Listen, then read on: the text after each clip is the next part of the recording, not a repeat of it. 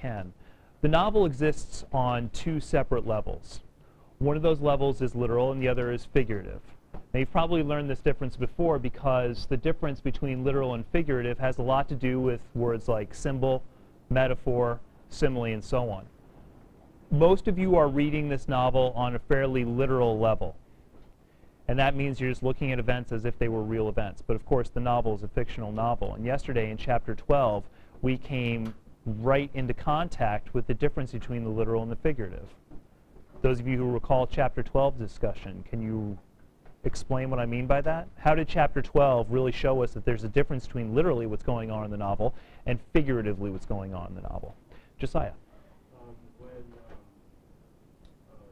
Jean and that funeral, he felt as if his own funeral and then he died within himself as far as his childlike attributes. Excellent, Josiah. So literally what's going on there? Finney's dead. Finney's dead. So literally a boy has died and another boy is alive. And the boy who's alive was somewhat responsible for the death of the boy who's dead. That's literal. Figuratively, what's going on?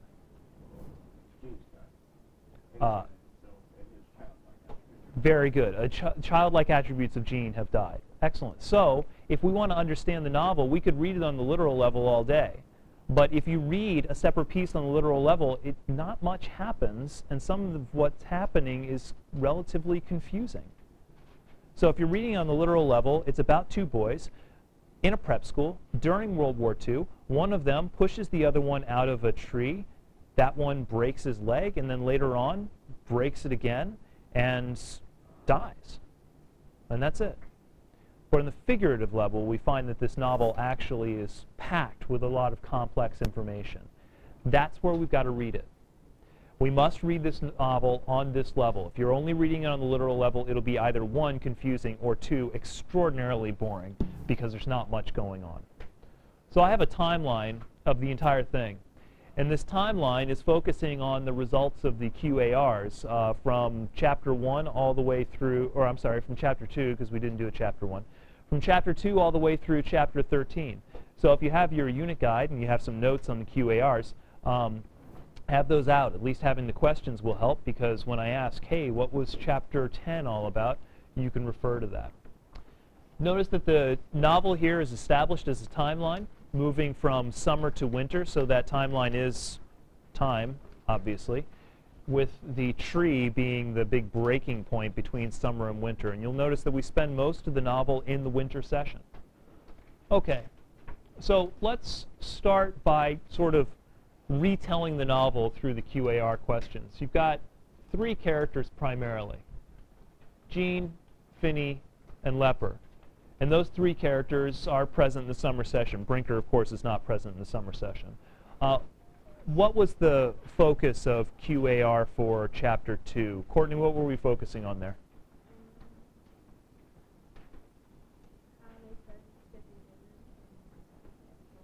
Okay, they skipped dinner at school, but essentially that QAR was really focusing on what? Not just that one event. Remember, Courtney, that one event is support for a bigger idea. What was the bigger idea that number 2 was focusing on?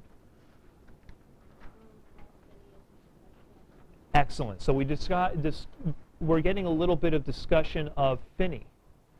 And that discussion is showing us that Finney is an exceptional teenager. So over here in the summer portion, he's telling the truth to teachers and getting out of punishment for it. We not only have the example of him skipping dinner, but what's our other example from QAR2? Yes? When he wears the tie as a belt. Excellent. Wears the tie as a belt. So what is Knowles doing in this portion of the novel? He's developing the character of Finney. The character of Finney is this exceptional teenager who tells the truth, gets away with it, everybody loves him. What's the quotation? He's the essence of this careless peace. All right, good. That's piece number 1. What is QAR3? What's the focus there? Lindsay, what's the focus in QAR3?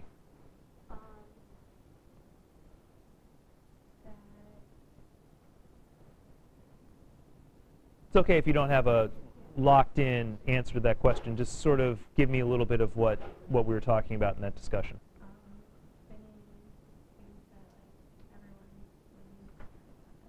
Oh, excellent. So we're getting more characterization of Finney, right? But this time we're adding something to it, his view on sports, that he believes everybody should win. What did we decide this makes him? What kind of person? I'm sorry? An idealist. Excellent. So what have you got? For Finney, you have an idealist. You have a kid who's happy, who's honest. Everybody likes him. Chapter 2 and Chapter 3 are established primarily to give you Finney and to give you this picture of Finney. And all of this happens in the summer. Number 4. Aaron.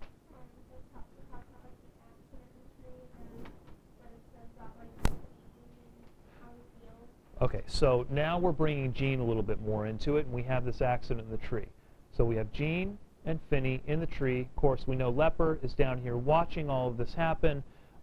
Finney falls out of the tree, doesn't fall, is pushed out of the tree. He's out of commission for a while.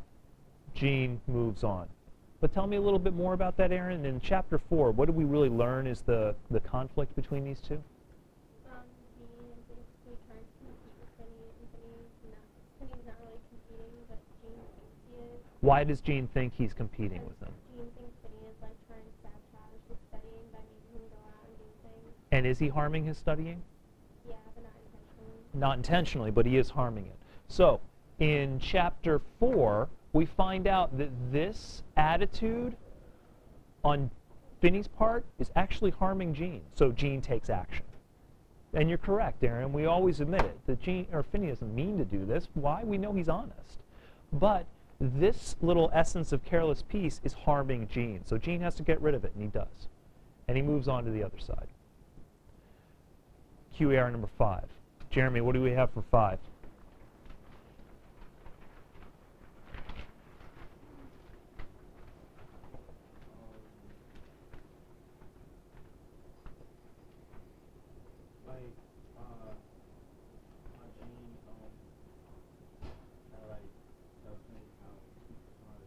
Right, and what's Finney's reaction?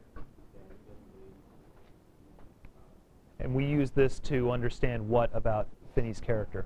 Correct. So we're going to add something to this, right? We had this positive set of character traits, and in Chapter 2 and Chapter 3, we love Finney. He's a wonderful person, and this is summertime. Everything's great. But now, on the other side, after the tree incident, we learn something pretty disturbing. That along with these happy character traits comes this extraordinarily disturbing and negative character trait, and that is denial. All right, so now Chapter 6. Amma, what do we have for Chapter 6? Okay, we have the 2 rivers, and why that's not on here, I don't know, but we have the 2 rivers. So tell me what Knowles is doing with the 2 rivers in the novel, Amma.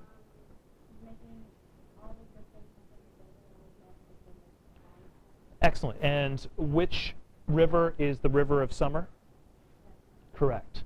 So we have the Devon is the river here, and the Naguamset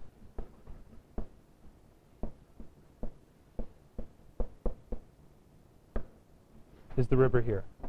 And the shift from one to the other shows what for us, Amma? We're shifting from Devon to Naguamset. What's it doing to the mood? What's it doing to the novel overall? Yeah, bleaker, uncontrollable, because remember, it's linked to polar ice caps and moon and all sorts of stuff. So now we are in this time, this winter time, that is characterized by the Naguamset. Bleak, uncontrollable, frightening. The Devon is gone. All of this is gone. We now have denial and this murky river. 7A. Sarah. It's about Leper and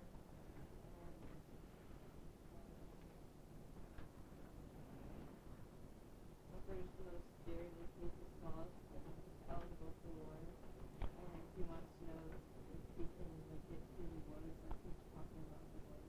So we've spent 6 chapters talking about these two boys and establishing this contrast. But now Knowles is reminding us what we're really talking about. And what are we really talking about? War.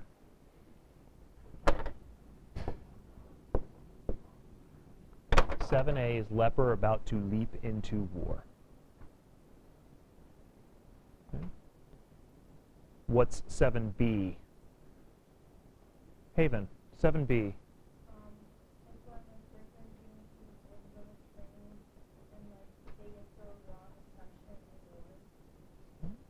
What is that wrong impression? You're correct. Characterize it for me.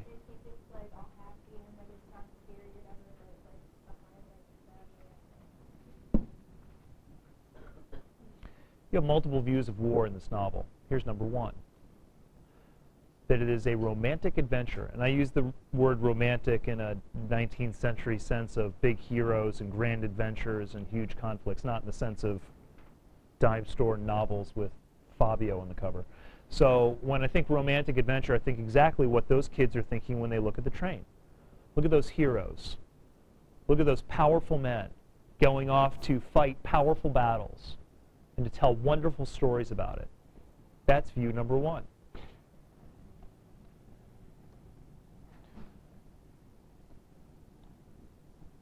Leper and Jean are here.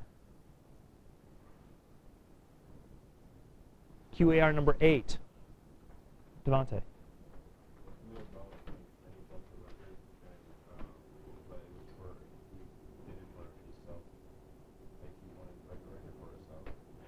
It is about Finney, but I'm not sure it's about the record right now. We had the record earlier. This is something about Finney, but Bailey, help him out. It's when Finney denies that the war is actually going on. So, That it's run by old. so Finney comes back into it, and he and Jean move over here to another view of war. Hey, it's no romantic. Bailey, what was Jean about to do before Finney came back? He was about to enlist, based on this view, right? Based on this romantic adventure, he was about to go there and have a good time. Finney comes in and says, "There's no war."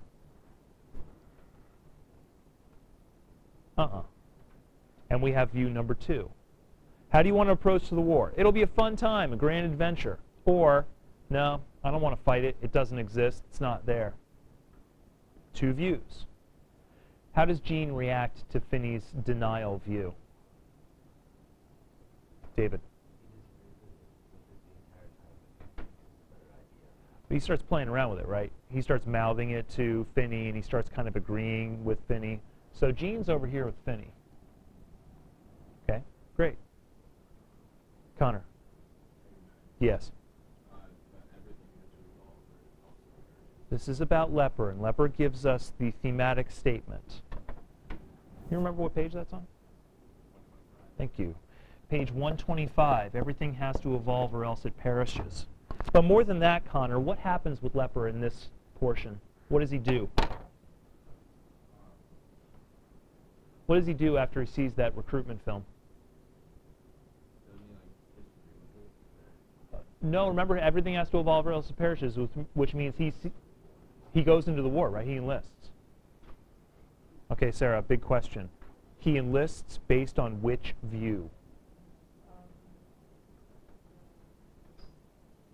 Do you think he's denying the war, or do you think it's going to be a cool time?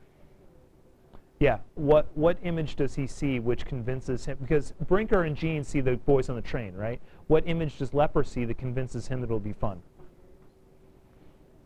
If you take a look at the discussion, and it's probably on page 124 or so, if you look at Leper's discussion of the troops, he's talking about them in the same terms that Jean talked about the boys on the train. They looked perfect. I think he even says they look angelic. So Leper goes off to war based on this view.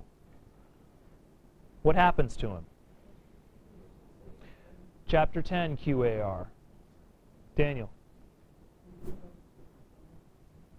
What is Knowles telling you about jumping into war as if it were a grand adventure? And therefore, Leper has not done what? Yeah, he has not evolved. He has not adapted. Leper is walking along. He sees this view. He says, hey, I'm going into war. And boom, he's down. So leper is down.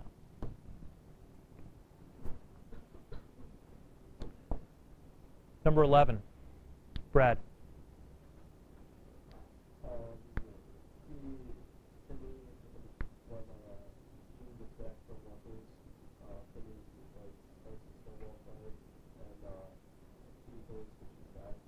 What's the purpose of this little metaphorical or symbolic snowball fight? What's Knowles trying to do with it? He's trying to show that Finney wants everyone to stay with. And what will happen if he goes to war with that attitude?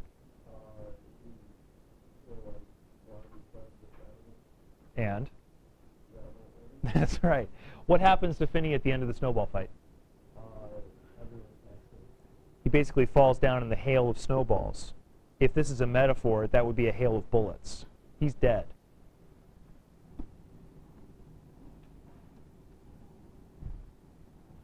View number 1 has taken a casualty. Leper.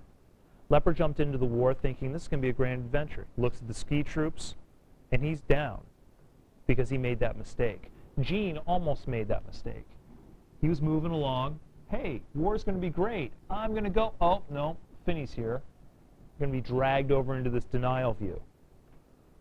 Finney is so focused on denial that the denial kills him.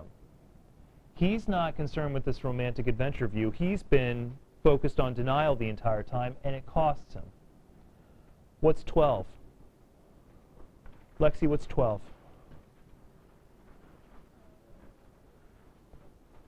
And by the way, I put 9 and 12 in this box down here for a specific reason. Both of these are centrally important chapters and passages to understanding the entire novel.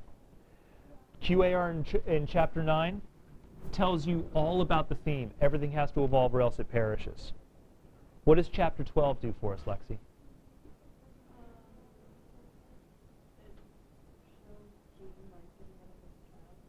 So what does it show about the relationship between Gene and Finney?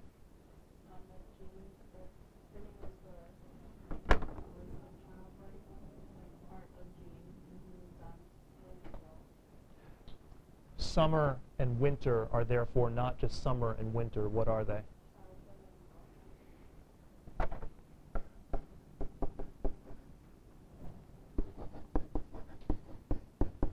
Lexi, another question. Where did Finney essentially die? At what point in the novel did Finney really die? I know he literally dies on the operating table, but in figurative terms, when did he die? Think about the answer you just gave me. This is childhood, this is adulthood. When does Finney the child die? Correct.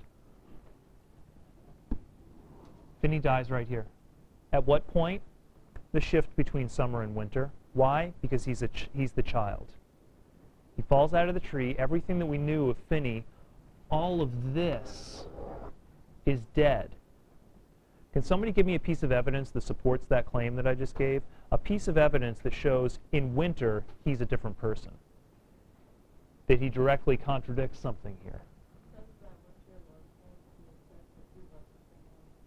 That is true, Sarah, but that really kind of supports his idealism, right? Can you find something that either contradicts idealism or contradicts honesty? He's been lying, hasn't he? During winter, he engages in lying. Anybody remember another time that he engages in lying? Or he proposes to lie? No, not at the trial. When he wants to skip class, what does he say he'll do to get out of trouble? He's going to lie. What did he do previously? He told the truth. Finney's dead. Finney died right here. Why? Because childhood died right here. Because this story of moving from summer to winter is not just a story about two boys in a school year. It's a story about one boy growing up and how painful that is, especially in the extreme state of war. if we have view number 1 is bad, and how do we know view number 1 is bad? Because leper. View number 2 is bad. How do we know that? Finney. Then what's view number 3? It's got to be the view that keeps Jean alive. Ah, excellent. And now the chapter 13 discussion that we didn't have, obviously the answer's got to be contained within chapter 13. Haven. He has to accept what? True, but what else does he have to accept? What does he have to accept that he must do, that he cannot escape? Speak up. Oh, true. Finney's gone. He must accept that, but there's something he must do that he's got to accept that Finney wasn't ready to accept. He's got to fight the war, right? He can't deny it. So you're right. He can't deny it. He must accept it. But what else must he do? But he can't look at it like this. He has to maturely accept the war. I say mature acceptance because acceptance is the contradiction of denial. And mature is the contradiction of romantic adventure. So it's a little bit of both. Romantic adventure says, hey, there's a war, and he's saying that. Denial says, war sucks, and he's saying that too. But he's going to go fight it. Now, the big question, in chapter 13, can anybody find the passage where he basically states this? Where he states that I've got to accept it, I've got to fight it, it's not going to be fun. I've got to grow up.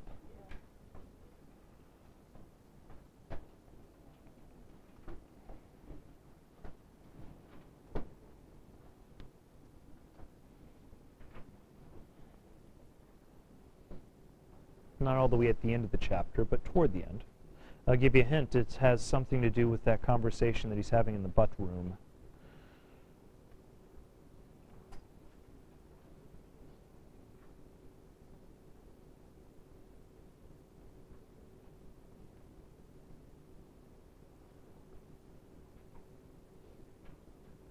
Adriana, what you got? Page 201. Sounds about right. Read. That's it. Everybody pay attention. Page 201. Go ahead. Yes, please. I never agree with either of them. It would have been comfortable, but I could not believe it, because it seemed clear that wars were not made by generations, and there's special stupidity. But that wars were made instead by something ignorant in the human heart. Who's responsible for the war, according to Jean? Something ignorant in the human heart. In other words, everybody, right? So who's complaining that it's not his fault, that it's not his war? Brinker. Which view is Brinker expressing? Which of the two views is he expressing? Denial.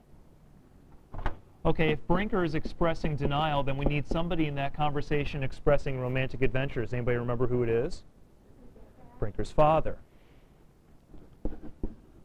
What does Brinker's father think about the war?